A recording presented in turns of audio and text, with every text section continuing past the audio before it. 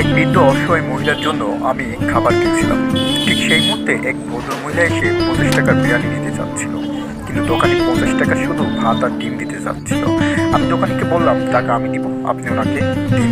সত্যি বলতে কি জানেন, আমার আপনার লক্ষ লক্ষ টাকা থাকতে পারে, কিন্তু সেই টাকা আপনি দান করতে পারবেন না যদি আল্লাহ তাআলা কবুল না করেন।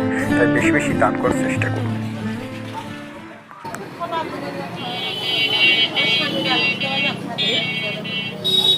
কয় টাকা দিতে পারছেন আপনি? 50 টাকা। আমি সারাদিন টাকা আমাদের টাকাটা রাখেন। আমাদের টাকাটা রাখেন। আর উনি হচ্ছে যেটা চাচ্ছে বাকি টাকার উনার হচ্ছে দেওয়ার ব্যবস্থা একটু কম হলে পরে 60 টাকা নিতে চাচ্ছেন। আমার 50 টাকা আছে, 50 টাকা 50 টাকা ওটা 60 টাকা করে আর ডিম থাকবে আর শুধু রাইস। ডিম থাকবে আর শুধু রাইস থাকবে আর এটা থাকবে না, তাই তো? এই রাইসটা থাকবে আর এই ডিম থাকবে এক পিস আর যেমন মুরগির পিসটা থাকবে মুরগির পিসটা থাকবে না, তাই তো? কিন্তু মুরগির পিসটা আপনার রাখতে চাচ্ছেন, তাই তো? ওইটা আচ্ছা, ঠিক আছে, আমি তো টাকা দিচ্ছি আপনাকে, তাহলে আপনি একটা দোয়া করে মুরগির পিস সহ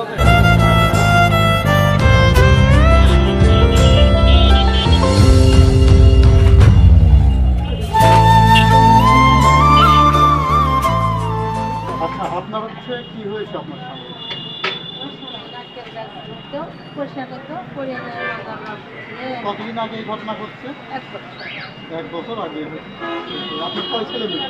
আমার আসলে এক ছেলে, এক মেয়ে। ও, আচ্ছা, বুঝতে পারছি। পরিবারের আসলে এরকম একজন অসুস্থ হয়ে পড়লে পরে বিশেষ করে পরিবার যে কর্তা, কষ্ট হ্যাঁ, এটা খুবই কষ্টদায়ক আর কি, ঠিক আছে? আপনার সন্তানরা কি লেখাপড়া করে?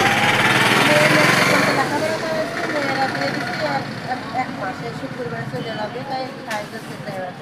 ও, স্বামীটা কম ঘরে আছে, আমার কোনো কিছু হ্যাঁ, নেই। তাকে চিকিৎসা করছেন? যে গরু বাছুর ছিল সব শেষ করছে, 3 লাখ টাকা 3-4 লাখ টাকা খরচ ও, মানে গরু বাছুর সব কিছু ছিল কিন্তু তার চিকিৎসা বাবদ সব কিছু শেষ হয়ে গেছে। এখন সংসার অনেকটা নাপুরার মধ্যে আছে।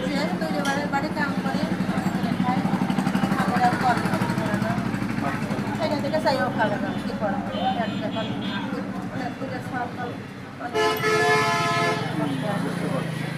তো ঠিক আছে, আপনি ভালো থাকবেন, আসি আমরা, হ্যাঁ? আচ্ছা, আমাদের জন্য দোয়া করেন। অনেক